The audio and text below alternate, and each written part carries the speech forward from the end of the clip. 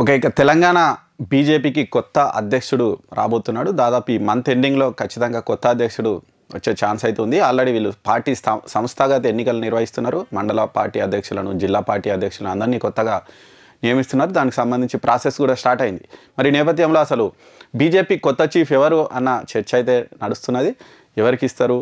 మళ్ళీ బండి సంజయ్కి ఇస్తారా? లేకుంటే డీకే అరుణకి ఇస్తారా? ఈటెల రాజేందర్కి ఇస్తారా? లేకుంటే ధర్మపురి అరవింద్కి ఇస్తారా? చాలామంది ఉన్నాయి పేర్లు. మరి ఇలాంటి సందర్భంలో బీజేపీ ఒక పెద్ద షాక్ అయితే ఇచ్చిందట.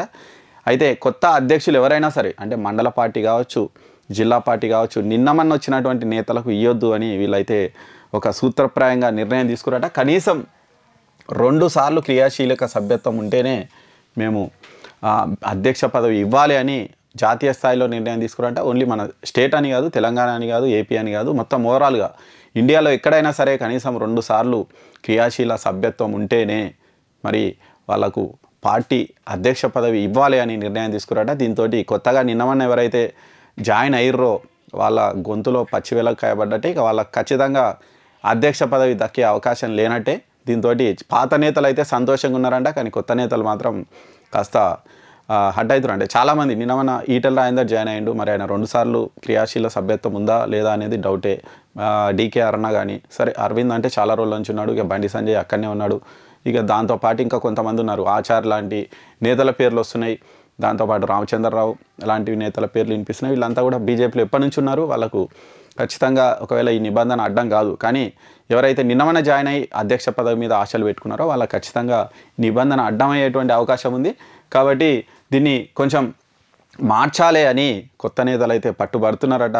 మరి అది మారుస్తారా లేరా చూడాలి. ఆల్రెడీ ఈ నెల 6 నుంచి జిల్లా అధ్యక్ష ఎన్నికల ప్రక్రియ అయిందట. దాదాపు మండల అధ్యక్షుల ఎంపిక ఫైనల్ స్టేజ్కి వచ్చిందంటే ఇవాళ రేపు వాళ్ళని కన్ఫర్మ్ చేసిచ్చు. జిల్లా అధ్యక్షులను కూడా 6 తారీఖు నుంచి అవుతుందంట. ఆ తర్వాత సంక్రాంతి తర్వాత రాష్ట్ర అధ్యక్షుడు ఎవరు అనేది ఖచ్చితంగా ప్రకటించే అవకాశం ఉన్నటువంటి నేపథ్యంలో సునీల్ బన్సల్ కూడా మరి 2 రోజుల పాటు తెలంగాణలో పర్యటిస్తున్నట.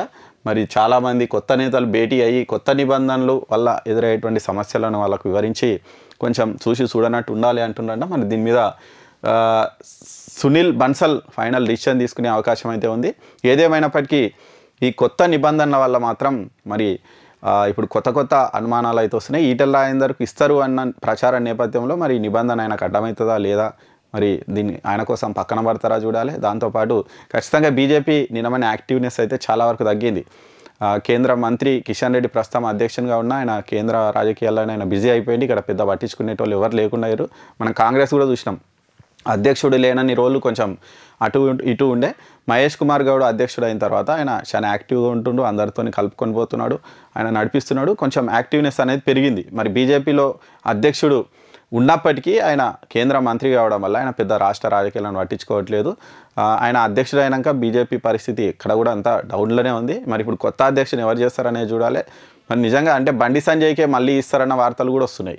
మరి నిజంగానే బండి సంజయ్కి ఇస్తారా, లేదంటే ఎప్పటి నుంచో ప్రచారంలో ఉన్న ఈటెలకి ఇస్తారా, వీళ్ళిద్దరిని కాదని కొత్త వాళ్ళని ఎవరినైనా అనూహ్యంగా తెర మీదకి చేస్తారా మరి అనేది చూడాలి. ఏదేమైనప్పటికీ తెలంగాణలో బీజేపీ బలోపేతం మీద అయితే చాలా గట్టి ఫోకస్ చేస్తుంది. దాంతోపాటు స్కోప్ కూడా ఉంది. మరి ఈ స్కోప్ను వాళ్ళు సద్వినియోగం చేసుకుంటారా, ఇప్పటిలాగానే ఫస్ట్ బాంబులు వేల్చి తర్వాత తుస్సుమంటారా చూడాలి. ఇప్పుడు ఎవరైనా అధ్యక్షుడు అయితే మరి వీళ్ళందరూ ఇక బీజేపీలో తెలుసు, ఎవరి కాళ్ళే ఎవరు అధ్యక్షుడైనా కానీ ఆయన పట్టుకొని కాళ్ళు గుజ్జేటోళ్ళు ఎక్కువ మంది ఉంటారు. మనం బండి సంజయ్ చూసినాం, నిజంగా పార్టీలో ఒక ఊపు తెచ్చిన బండి సంజయ్ అట్లే కంటిన్యూ చేసి ఉంటే మన అసెంబ్లీ రిజల్ట్స్ ఖచ్చితంగా వేరే విధంగా ఉన్నాయని బీజేపీ నేతలు కూడా అంటూ ఉంటారు.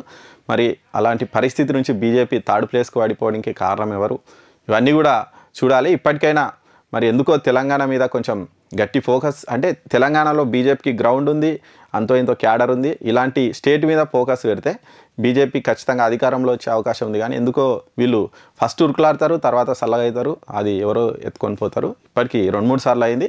మరి ఇప్పుడు కూడా అట్లే చేస్తారా, లేకుంటే ఈసారైనా గట్టి అధ్యక్షుని తెచ్చి పెడతారా అనేది చూడాలి మరి.